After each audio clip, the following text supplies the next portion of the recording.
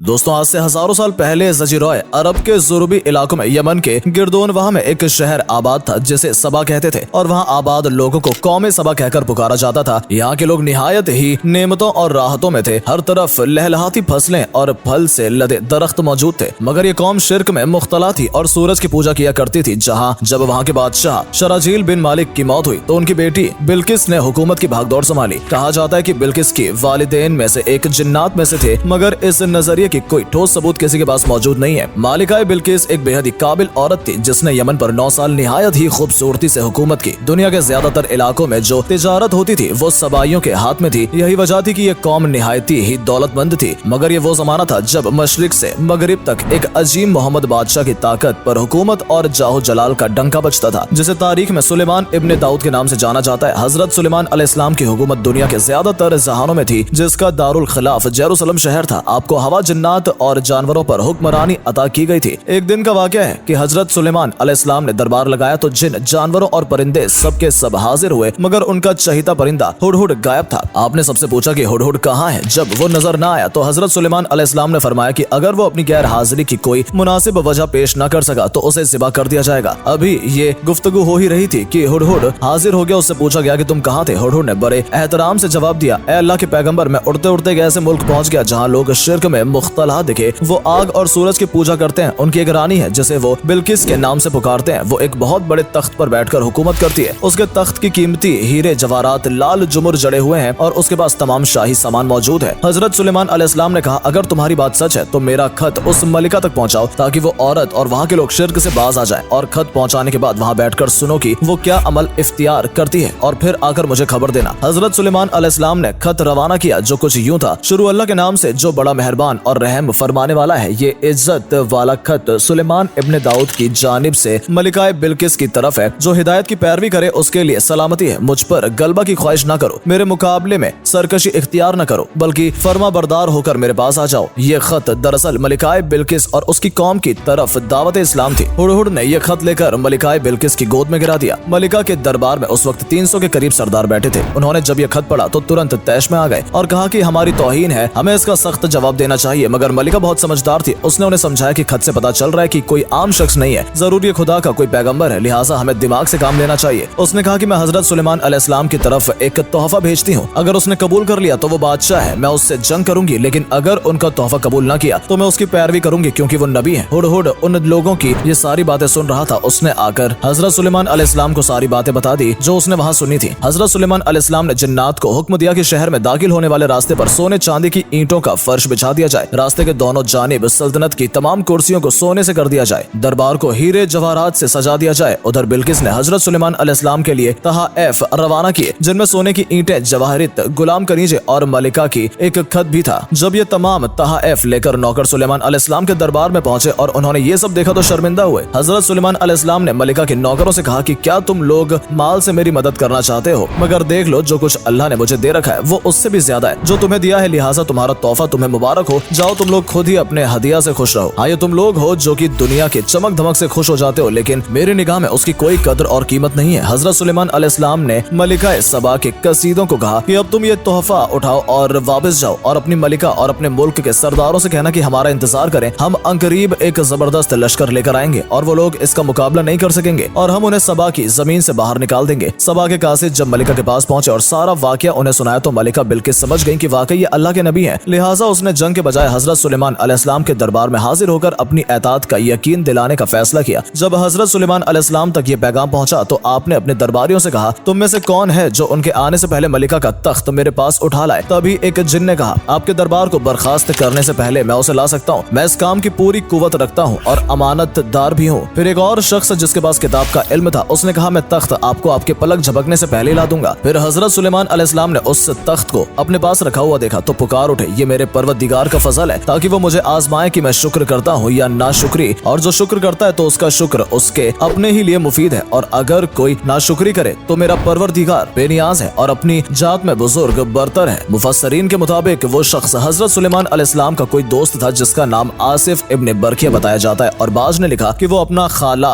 जात भाई था। कहा जाता है उस तख्त की लंबाई 80 हाथ, अर्ज 40 हाथ और ऊंचाई 30 हाथ की। उसमें मोती, सुर्ख, यांकुत सब जड़े हुए थे। हजरत सुलेमान अलैहिस्सलाम ने उस तख्त में रद्दो बदल कर दिया और उसे पहले से भी बेहतर बना दिया। जब मलिकाए बिल्किस हजरत सुलेमान अलैहिस्सलाम के दरबार में हाजिर हुई तो आपने पूछा, क्या तुम्हारा तख्त भी इसी तरह का है? उसने कहा, ये हूबहू वही है और हमें तो पहले ही मालूम हो गया था कि और हम फरमाबरदार हो चुके हैं। बिल्किस के आने से पहले ही हजरत सुलेमान अलैहिस्सलाम ने ऐसी इमारत बनाने का हुक्म दिया जिसका फर्श शीशे का हो, नीचे पानी जारी हो, पानी में मछलियां और दूसरे जानवर हो। हजरत सुलेमान अलैहिस्सलाम उस इमारत में अपनी शाही तख्त पर जलवा अफरोज थे और शीशे के नीचे से पानी अपनी पूरी ताकत से बेहद, जबकि ऊपर उसके शीशा नजर नहीं आता था। बिल्किस को इस महल में लाया गया और उसने फर्श को देखा तो समझा पानी का एक खोज है, लिहाजा अपनी पिंडलियां से कपड़ा उठा लिया। सुलेमान अलैहिस्सलाम ने कहा, ये तो शीशे का चिकना फर्श है। तब तो शर्मिंदगी हुई और बोले, उठी ऐ मेरे परवरदिगार, मैं सूरज की पूजा करके अपने आप पर जुल्म करती रही और अब मैंने सुलेमान के साथ अल्लाह रब्बुल आलमीन की इत्आत कबूल कर ली। लिहाजा बिल्किस पर यह जाहिर हो गया कि जिस तरह वो शीशे के सहन को पानी की लहरें मारने वाला गहरा गड्ढा समझ बैठी, उसी तरह उसने उसके कौम ने सूरज की चमक और दमक देखकर उसे माबूद और खुदा समझ बैठे। उसे अपनी गलती पर निहायत ही शर्मिंदगी हुई। बताया जाता है कि इस वाक़े के बाद मलिकाए सबा सच्चे दिल के साथ मुसलमान हो गईं और उनकी सफ में शामिल हो गईं। जैसे कि कुरान इसकी तर्जुमानी करते हुए कहता है, बिल्किस ने कहा कि मैंने अपने नफ्स पर जुल्म किया था, लेकिन अब मैं हजरत सुलेमान अलैहिस्सलाम के साथ अल्लाह पर ईमान ले आई हूँ जो सबका पालने वाला है। और बिल्किस हजरत सुलेमान अलैहिस्सलाम ने निकाह में आ गई, जबकि बाज ने लिखा कि आपने बिल्किस को यमन वापस भेज दिया और उसके लिए वहाँ 3 बड़े महल तामीर करवाए।